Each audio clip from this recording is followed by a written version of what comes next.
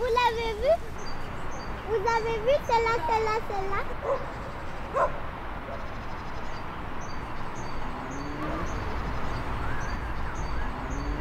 C'est important parce que ça nous permet, ça permet aux scientifiques d'avoir une idée à peu près de l'évolution, de la tendance des populations des oiseaux des jardins qui sont plutôt communs, mais qu'il est important aussi de préserver puisque ils sont, comme beaucoup d'espèces d'oiseaux, de manière générale en déclin. De transmettre ça, ça permet aussi moi de à la fois transmettre une passion, parce que moi j'ai une passion pour les oiseaux, je fais de l'ornitho en amateur, etc. Ça permet aussi de sensibiliser les gens à la protection de la biodiversité et en l'occurrence là des oiseaux des jardins, parce que en général on protège ce qu'on connaît, et donc une fois qu'ils connaissent un peu plus les oiseaux des jardins, moi derrière je me dis que du coup j'ai contribué à ça un peu plus à la protection des oiseaux.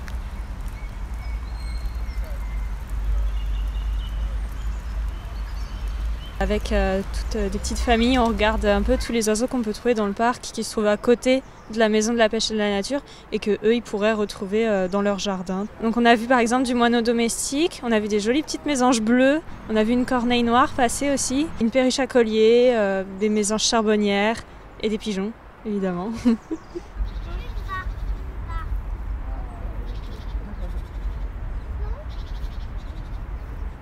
Ce qui est très important aussi, c'est de nourrir